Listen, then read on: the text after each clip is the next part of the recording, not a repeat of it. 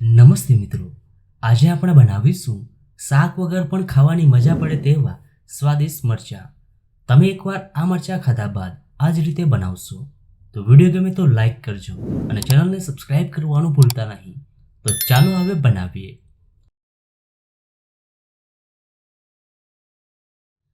Tasty એવા દહીંવાળા મરચાં બનાવવા માટે અહીંયા મેં 250 ગ્રામ મોરા મરચાં લીધા છે અને મરચાંને આ રીતે કટ કરી લઈ લીધા છે. હવે મરચાંને આપણે ખાસ મસાલા સાથે ફ્રાય કરી લઈએ. પેનમાં ઉમેરીશું 2 ટેબલસ્પૂન તેલ. હવે તેલ ગરમ થાય એટલે તેમાં ઉમેરીશું 1 ટીસ્પૂન જીરું અને અડધું ટીસ્પૂન અજમો. અને હવે જીરું અને અજમાને અડધી મિનિટ સાંતળી લઈએ.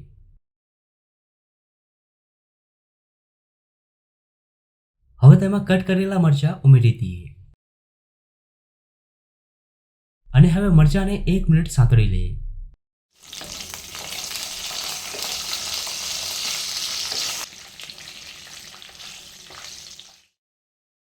હવે તેમાં ઉમેરીશું અડધું ટીસ્પૂન હળદર અને સ્વાદ પ્રમાણે મીઠું અને હવે એકવાર મિક્સ કરી દઈએ. અને હવે કવર કરી 3 મિનિટ સ્લો ફ્લેમ પર થવા દઈએ. વચ્ચે વચ્ચે તમારે ચલાવતા રહેવાનું છે.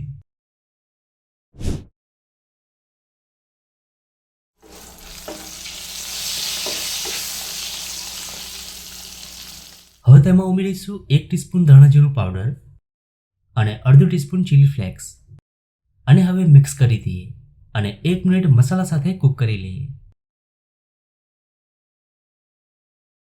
હવે તેમાં ઉમેરીશું અડધો કપ દહીં અને હવે દહીંને મરચાં સાથે એકદમ સારી રીતે મિક્સ કરી દઈએ. આ સમયે ગેસની ફ્લેમ એકદમ સ્લો રાખવાની છે.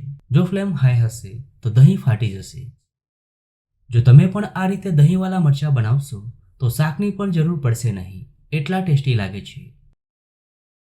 તો મરચાંને આપણે 3 મિનિટ દહીં સાથે સાંતળી લીધા છે. હવે તેને સર્વ કરી લઈએ. તો ખૂબ જ સ્વાદિષ્ટ દહીંવાળા મરચાં બનીને તૈયાર છે. તમે આ મરચાંને પરાઠા, રોટલી અથવા પૂરી સાથે સર્વ કરો, ખૂબ જ સરસ લાગશે. તો તમને આ મરચાંની રેસીપી કેવી લાગી? જો રેસીપી ગમી હોય તો વિડીયોને લાઈક અને શેર કરજો.